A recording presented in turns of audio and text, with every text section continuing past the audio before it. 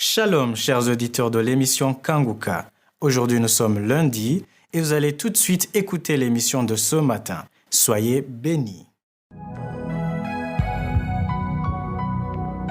Shalom à tous ceux qui me suivent ce matin. Vous écoutez l'émission Kanguka présentée par Chris Nkumana. Aujourd'hui, nous sommes lundi. J'espère que vous avez passé un bon week-end. Nous démarrons une nouvelle semaine. Et comme à mon habitude du lundi, je remercie quiconque se souvient systématiquement de l'équipe Kanguka au cours de sa prière. Nous valorisons beaucoup vos prières et vous demandons de prier afin que nous soyons fortifiés. Les forces des ténèbres combattent vigoureusement notre mission. Elles s'opposent à nos enseignements, à la guérison des maladies, à la délivrance des opprimés et à la transformation des gens. Il est donc indispensable de nous assister par la prière pour que nous puissions continuer cette œuvre sous la puissance du Saint-Esprit. Comme vous le savez déjà, chaque lundi, je rappelle la devise de Kanguka composée de 3 points suivants. Premièrement, nous devons accepter la volonté de Dieu même lorsqu'elle est différente de la nôtre. Deuxièmement, nous devons prier tous les jours. Et troisièmement, nous ne devons pas nous lamenter, mais nous devons rendre grâce à Dieu en toutes choses. Aujourd'hui, nous parlerons du premier volet, à savoir accepter la volonté de Dieu même lorsqu'elle est différente de la nôtre. Son caractère dénote la maturité dans le salut d'une personne. À la nouvelle naissance, on débute comme un bébé spirituel, mais au fil de notre croissance, on arrive au point où on réserve la priorité à la volonté de Dieu en lieu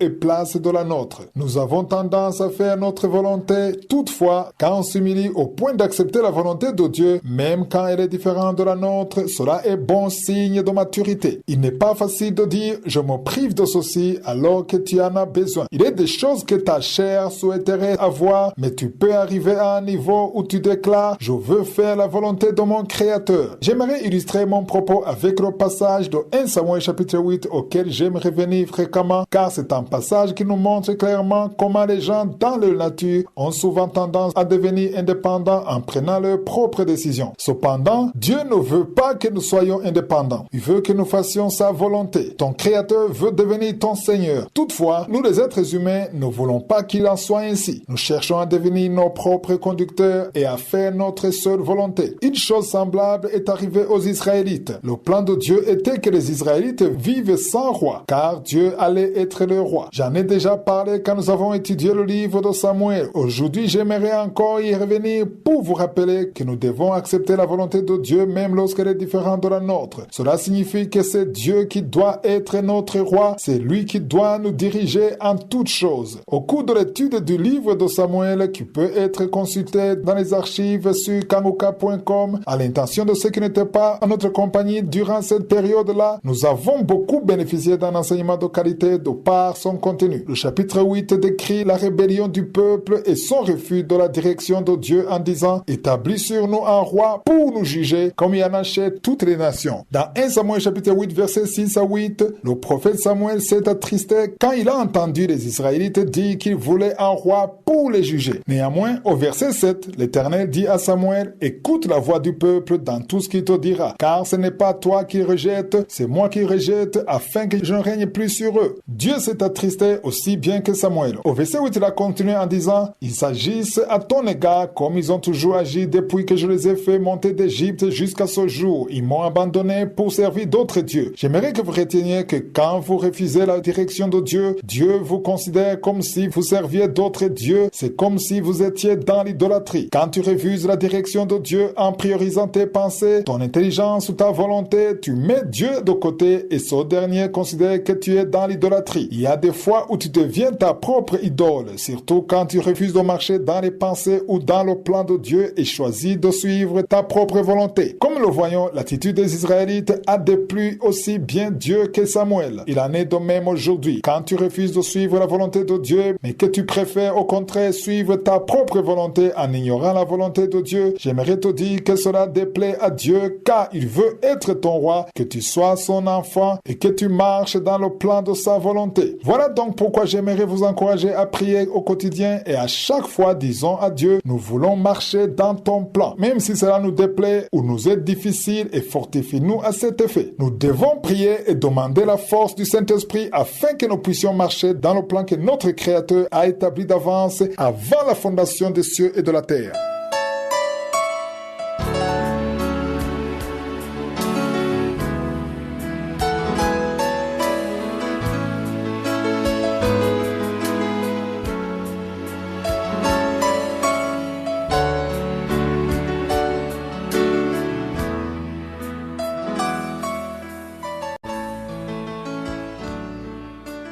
Nous entamons à présent le moment consacré à l'enseignement. Et comme vous le savez, nous étudions la lettre que Paul a écrite à l'église d'Éphèse depuis le 2 janvier de cette année. Souvenez-vous que depuis le début de notre étude, je vous ai dit que les 3 premiers chapitres nous parlent de notre position en Christ, tandis que les 3 derniers, c'est-à-dire du chapitre 4 au chapitre 6, qui nous concernent également, décrivent l'attitude à adopter en Christ et la manière de combattre l'ennemi. Vendredi dernier, nous étions presque au bout du 5e chapitre et parlions de notions essentielles. Certains d'entre nous peinent à comprendre qu'une femme doit se soumettre à son mari selon la parole de Dieu, compte tenu du système du monde qui va à l'encontre de cette vérité et en sabote l'enseignement. J'enseigne souvent sur ça et je reçois des messages qui disent « Ce que tu enseignes ne correspond pas à cette époque ». Souvenez-vous que dans Romains 12, verset 2, il est écrit que nous ne devons pas nous conformer au siècle présent. Son monde a son propre standard et en outre, sachez que Satan est en train d'utiliser les gens du monde pour combattre la parole de Dieu. C'est pourquoi aujourd'hui on nous parle de l'égalité de genre, que les femmes doivent être au même pied d'égalité que les hommes, qu'elles ont les mêmes statuts, qu'elles doivent être égales aux hommes en toutes choses, y compris au sein du ménage. On trouve que les femmes veulent être au même pied d'égalité que les hommes dans les ménages, alors que la parole de Dieu nous dit que la femme doit se soumettre à son mari et que c'est le mari qui est le chef du ménage. Voilà ce que dit la parole de Dieu. Le monde préconise qu'il y ait 2 chefs dans le ménage, que le mari et la femme soient tous les 2 égaux. C'est ce que Satan est en train d'apporter dans son monde en vue de combattre la parole de Dieu. C'est dans cette même perspective qu'aujourd'hui on entend que les hommes se marient entre eux avec le support de la loi. Hommes comme femmes sont fondés de se marier entre personnes de même sexe en violation de la parole de Dieu. Satan le sait, mais aujourd'hui il est en train de combattre cette parole de Dieu. À nous qui sommes enfants de Dieu, nous qui croyons, il est préférable que nous suivions la parole de Dieu. Vendredi dernier, je vous montrais dans Éphésiens 5, verset 22, où il est écrit « Femmes, soyez soumises à vos maris comme au Seigneur. » Et ce Seigneur dont il est question n'est autre que Jésus. C'est pourquoi je vous expliquais que quand tu te soumets à ton mari, sache que tu te soumets du même coup à son chef, car ton mari a aussi son chef. Je vous ai parlé de l'ordre que la Bible nous exige de respecter conformément aux prescrits du chapitre 5. Il y a d'abord Dieu le Père, ainsi Christ, puis le mari et enfin vient la femme. Voici ce que la parole de Dieu nous montre. Au verset 24, il est dit « Or, de même que l'Église est soumise à Christ, les femmes aussi doivent l'être à leur mari en toutes choses. » Quand on parle de « en toutes choses », ça veut dire que c'est en toutes choses en accord avec la parole de Dieu. Comprenez-moi bien. Car il y a certaines femmes qui tombent dans le piège en se soumettant à ce qui va à l'encontre de la parole de Dieu. Faites preuve de sagesse. Même si ton mari est ton chef, si te conduit à faire quelque chose qui te sépare de ton Dieu, cela ne s'aligne pas avec la soumission dont parle la Bible. Ton mari a également son chef qui est Christ. Tu te soumets donc à ton mari quand il s'agit de se soumettre à Christ. L'objectif de te soumettre à ton mari est qu'en définitive tu sois soumise à Christ qui est le chef de ton mari. Quand ton mari te conduit dans des pratiques qui vont à l'encontre de la volonté de Dieu, tu dois choisir d'obéir à Christ et non plus à ton mari dans ce cas. Comprenez-moi bien, je ne vous incite pas à vous rebeller, mais garde à l'esprit qu'en tant que chrétienne, tu paraîtras dans le trône de jugement de Dieu et ce jour-là, ton mari ne plaidera pas pour toi et tu n'avanceras pas d'arguments tels que « c'est mon mari qui m'a conduit dans le péché ». Non, tu comparaîtras individuellement. C'est pourquoi s'il faut te soumettre à ton mari, soumets-toi à lui en toutes choses qui correspondent à la parole de Dieu. Tout comme je vous le disais, ne marchons pas à la cadence du monde ou au rythme du monde qui nous conduit vers le déni de la parole de Dieu. Le monde est pour l'idée que le mari et sa femme deviennent tous les 2 chefs dans le ménage. Toutefois, ce n'est pas ce que la parole de Dieu dit. Celle-ci déclare qu'il n'y a qu'un seul chef dans le ménage. Le monde est pour le mariage d'hommes entre eux et de femmes entre elles, alors que la parole de Dieu nous dit que cela est une abomination devant Dieu. Vous pouvez lire cela dans Lévitique 18, verset 22. Si nous revenons dans Éphésiens 5, il est écrit au verset 31 que l'homme quittera son père et sa mère et s'attachera à sa femme et les 2 deviendront une seule chair. Notez qu'il est écrit que c'est l'homme qui quittera son père et sa mère, ce qui veut dire qu'il doit y avoir une nette séparation entre l'homme et son père. Toutefois, nulle part il n'est écrit que la femme quittera ou se séparera de son père. Pourquoi? Parce que dans la pensée de Dieu, Dieu a prévu que la femme aura toujours un chef, qui n'est autre que son mari. Cela découle donc de la volonté de Dieu. C'est pourquoi vous devez comprendre qu'il ne s'agit pas d'une injustice, mais plutôt conforme à ce que la parole de Dieu dit. Si je suis le vœu, nous continuerons dans Kanguka de demain. Soyez tous bénis et je souhaite passer une agréable journée.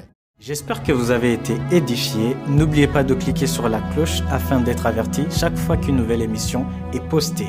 Soyez abondamment bénis.